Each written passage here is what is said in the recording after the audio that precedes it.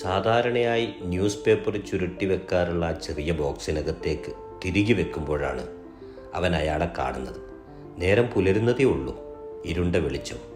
എങ്കിലും അയാളുടെ ചെറു ചിരിയോടെയുള്ള പ്രകാശമുള്ള മുഖം അവൻ ശ്രദ്ധിച്ചു. എന്തോ അയാൾക്ക് പറയാനുണ്ടെന്ന് അവന് മനസ്സിലായി. ബോക്സിനകത്തേക്ക് തിരികെ വെക്കാൻ തുനിഞ്ഞ പേപ്പറുമായി അവൻ അയാളുടെ അടുത്തേക്ക് ചെന്നു. മോനാണോ എന്നും പേപ്പർ കൊണ്ടുവരുന്നത്? അതേ എന്ന അർത്ഥത്തിൽ അവൻ തലയാട്ടിക്കൊണ്ട്.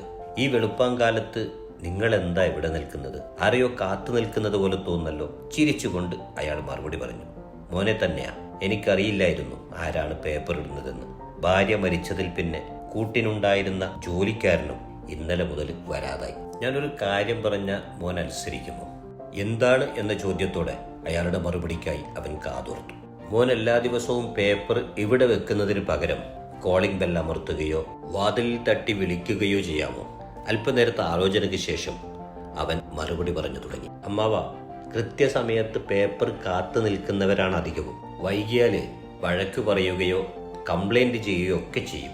ചിലപ്പോൾ നാളെ മുതൽ പേപ്പർ ഇടണ്ട എന്നും പറയും. അതുവരെ ചിരിച്ചുകൊണ്ട് സംസാരിച്ചിരുന്ന അദ്ദേഹത്തിന്റെ മുഖം വാടിയതായി അവന് തോന്നി. സങ്കടഭാവത്തോടെ അയാൾ അവനോട് പറഞ്ഞു. അതിരാവിലെ തന്നെ എല്ലാ വാർത്തയും വായിച്ചു തീർക്കാനുള്ള കൊതി കൊണ്ടൊന്നുമല്ല. പരിചയമുള്ള ഒരാളോട് നിത്യവും എന്തെങ്കിലും അല്പം സംസാരിക്കാലോ എന്ന് കരുതിയാണ്. പേപ്പറിന്റെ കാശ് കൂടാതെ കുറച്ച് കാശ് അധികമായി മോന് തരാൻ തയ്യാറുമാണ് ഞാൻ. മോന് പറ്റുമെങ്കിൽ എന്നും ഇതുപോലെ പേപ്പർ എൻ്റെ കയ്യിൽ തരണം. ഒറ്റയ്ക്ക് താമസിക്കുന്ന എനിക്ക് അത് വലിയ ആശ്വാസമാകും.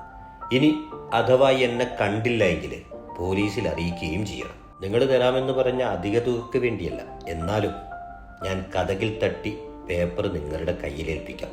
അവൻ്റെ ആ മറുപടി കേട്ടതും പുലർക്കാലത്ത് പ്രകാശം പരക്കുന്നത് പോലെ മാഞ്ഞുപോയ ചിരി അയാളുടെ ചുണ്ടുകളിൽ ഉദയം കൊള്ളുന്നത് അവൻ കണ്ടു.